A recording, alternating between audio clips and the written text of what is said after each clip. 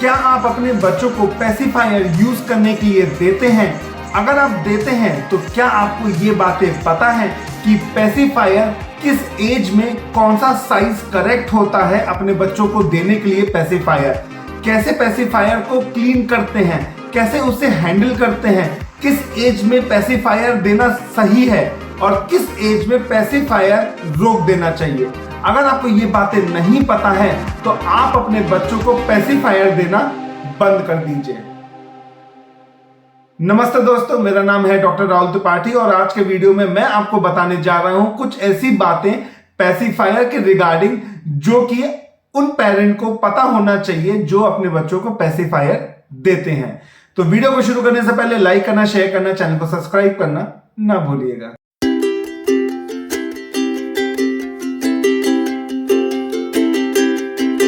Video में मैं direct point पर आऊंगा क्योंकि पेसिफायर का मैंने एक और वीडियो बनाया है इसके पहले।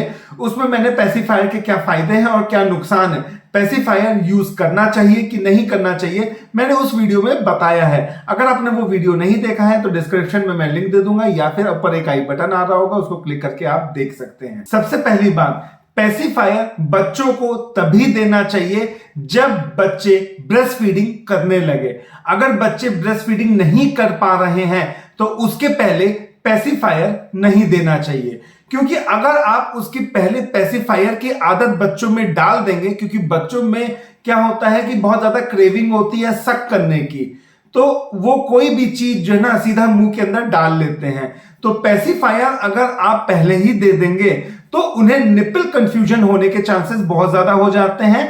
वो पेसिफायर के इतने ज्यादा एडिक्टिव हो जाते हैं तो उनको पेसिफायर ही अच्छा लगता है, तो वो फिर ब्रेस्ट फीडिंग नहीं करते हैं। तो मेरा सजेशन यही है, जब एक बार ब्रेस्ट फीडिंग बच्चा स्टैब्लिश हो जाए, करने लगे, उसके बाद आप पेसिफायर दे सकते हैं। किस एज में पेसिफायर नहीं देना चाहिए?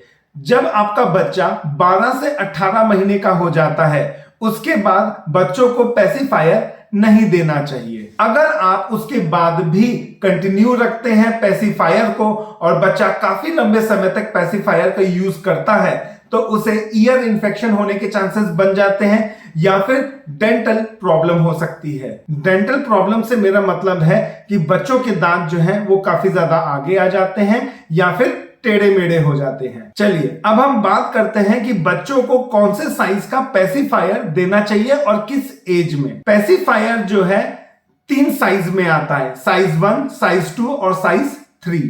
अगर हम साइज 1 की बात करते हैं, जो न्यूबॉर्न बेबी होता है, जब एक बार ब्रेस्ट फीडिंग वो करने लगता है, एक बार ब्रेस्ट फीडिंग एस्टैब्लिश हो जाता है, तब आप जो है साइज 1 का पेसिफायर बच्चों को दे सकते हैं अगर आप देना चाहते हैं तो। जब आपका बच्चा 6 महीने का हो जाता है तब आप साइज 2 पेसिफायर देंगे। जब आपका बच्चा 18 महीने का हो जाता है और उसके बाद भी उसे पेसिफायर की आदत पड़ जाती है तो उसको चाहिए होता है पेसिफायर, तब आप साइज 3 पेसिफायर उसको देंगे। अगर आप अपने बच्चों को पेसिफायर यूज करने के लिए दे रहे हैं तो आप क्या करते हो? वही पेसिफायर क्या आप 6 महीना, साल भर तक वही एक पेसिफायर यूज करते हो?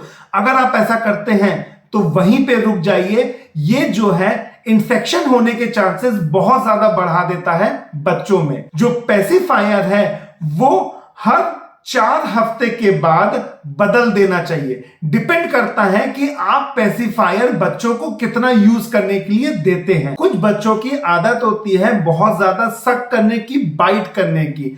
अगर वो आपका बच्चा ऐसा करता है तो 4 हफ्ते से पहले ही आप जो है पेसिफायर को बदल दीजिए। आपका जितना पुराना पेसिफायर हो जाएगा उतना बैक्टीरियल इंफेक्शन होने के चांसेस बहुत ज्यादा हो जाते हैं।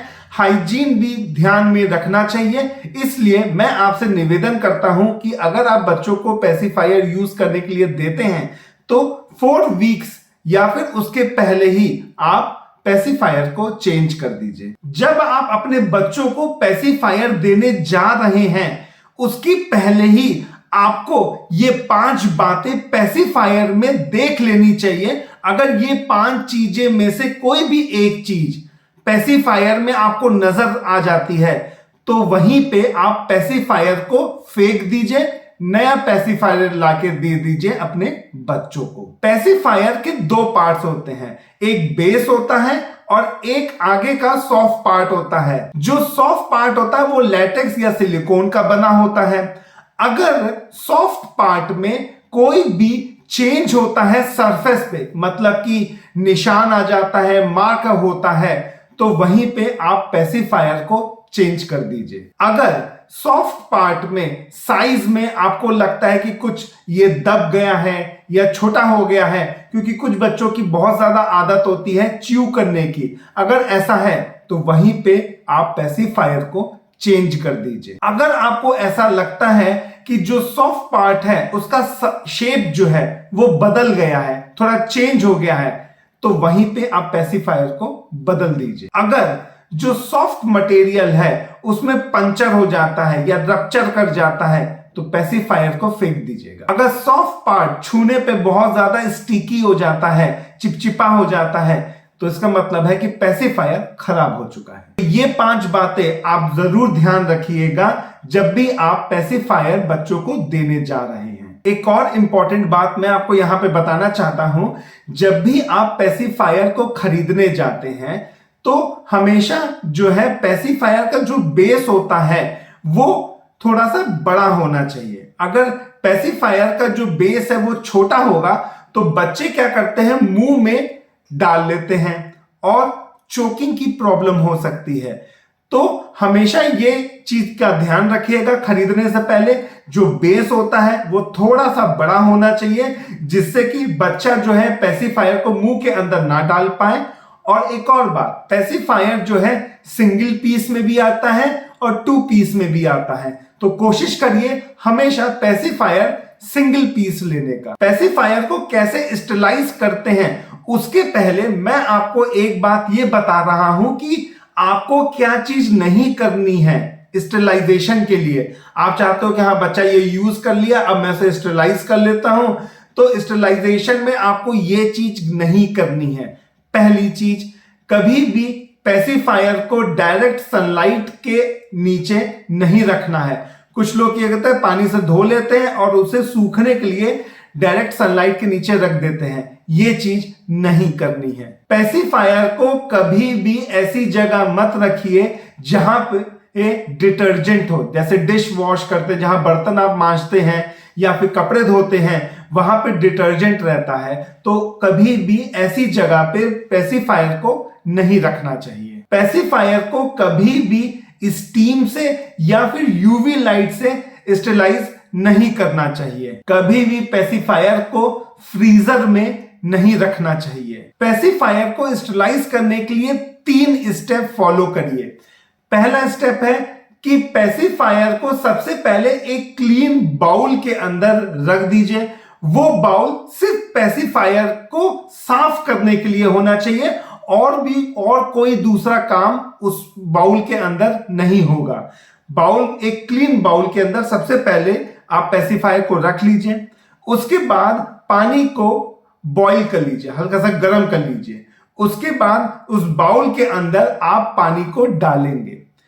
सिर्फ 5 मिनट के लिए, उससे ज्यादा नहीं, सिर्फ 5 मिनट के लिए आप पेसिफायर को उसके अंदर रखे रहेंगे और उसके बाद पानी से बाहर निकाल लेंगे। निकालने से पहले आप अपने हाथों को अच्छे से हैंड वॉश अच्छे से साफ कर लीजिएगा, या फिर आप ग्लव्स भी यूज कर सकते हैं। निकालने के बाद पेसिफायर को एक क्लीन टॉवेल से, साफ सुथरा एकदम टॉवेल हो, उससे पोंछ करके ड्राई कर लीजिएगा। तब आपका पेसिफायर रेडी हो जाता है बच्चों को यूज करने के लिए। एक बात का ध्यान जरूर रखिएगा कि अगर आपका पेसिफायर लेटेक्स का या सिलिकॉन का होता है तो दोनों को एक साथ जो है स्टरलाइज मत करिएगा। एक ही बाउल के अंदर लेटेक्स और सिलिकॉन का पेसिफायर मत रखिएगा। अगर लेटेक्स और सिलिकॉन का है तो दोनों को अलग अलग रखिएगा या फिर दोनों को अलग अलग स्टरलाइज करिएगा, कभी भी एक साथ नहीं करना है। होप सो आपको ये वीडियो मेरा यहां तक अच्छा लगा होगा। अगर आपके फ्रेंड में या रिलेटिव में या आपके घर पे कोई भी बच्चा पेसिफायर यूज कर रहा है या कोई भी पेरेंट अपने बच्चों को पेसिफायर यूज करने के लिए दे रहे हैं, तो ये वीडियो उनको जरूर दिखाइएगा, ये वीडियो जरूर शेयर करिएगा। जितना ज्यादा ये वीडियो शेयर होगा उतना ज्यादा इंफॉर्मेशन जो है पब्लिक तक पहुंचेगी। अगर यहां तक वीडियो देख लिया है तो लाइक करना, शेयर करना, चैनल को सब्सक्राइब करना ना भूलिएगा। साथ ही साथ फेसबुक और इंस्टाग्राम पे मुझे फॉलो कर लीजिए। हैव अ मस्ती, have a blast, always keep smiling with your friends and family. और आपसे मिलूंगा एक अनदर वीडियो में, तब तक की बाय बाय, जय हिंद।